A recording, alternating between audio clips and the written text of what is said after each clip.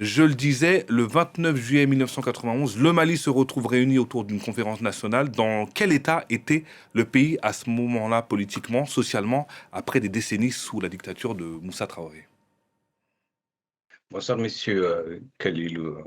L'état dans lequel était le Mali, c'était l'état avant, en tout cas, les mouvements démocratiques des années 90. C'était un état, on va dire, de dictature, de dérive totalitaire du pouvoir de Moussa Traoré, et qui, quelque part, a été un régime incubateur de tout ce qui va s'ensuivre, c'est-à-dire les luttes sociales, les révoltes politiques, sociales et culturelles pour un changement de régime afin que les Maliens vivent mieux dans un État démocratique, même si tout le monde n'a pas la même définition de la démocratie, mais dans un pays où il y a une pluralité démocratique, dans un pays où chaque Malien a son dû en termes de justice, en termes d'éducation, en termes de santé, mais aussi en termes de développement.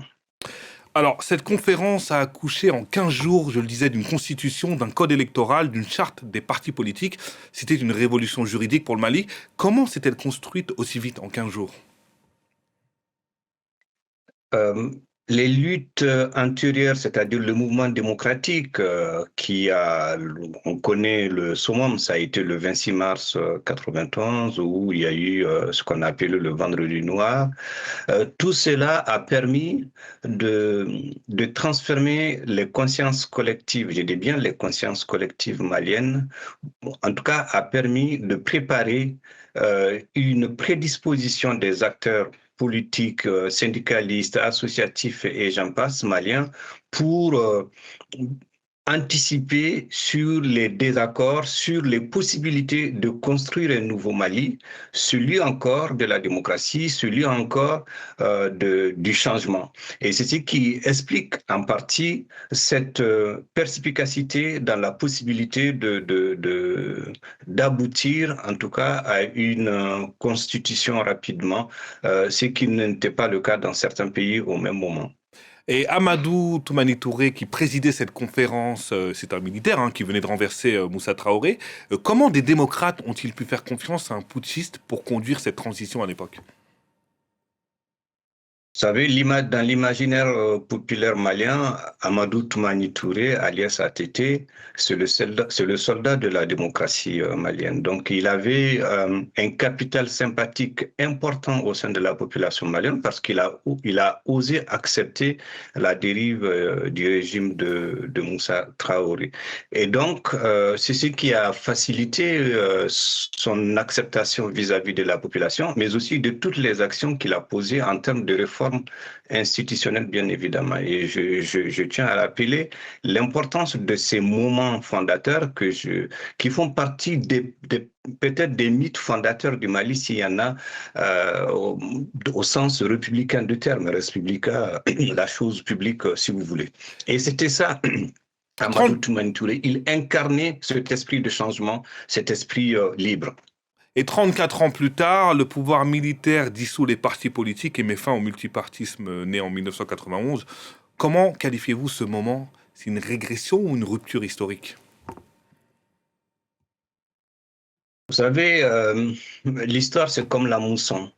Donc, il y a des moments où ça vient, ça fait des dégâts, et puis il y a des moments où elle permet de se reconstruire.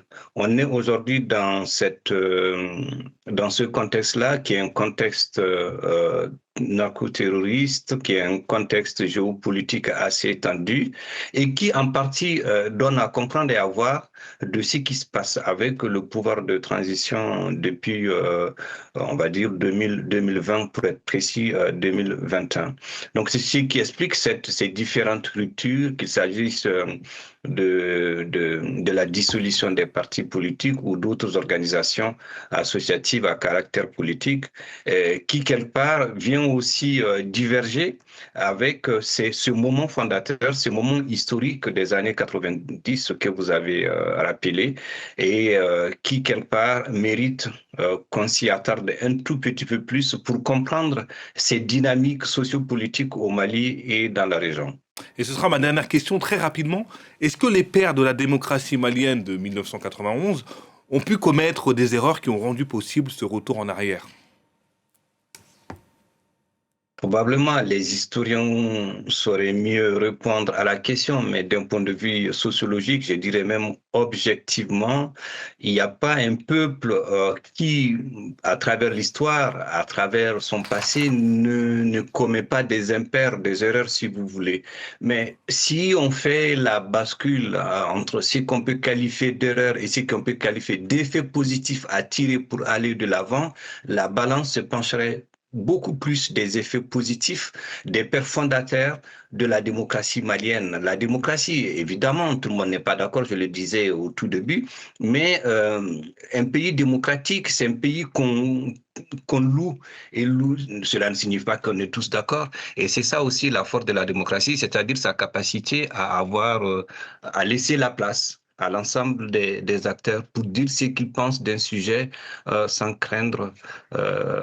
Et puis, c'est ce qui permet aussi de compter dans le concert des nations d'une façon ou d'une autre, porter sa voix un peu plus loin que là où on est.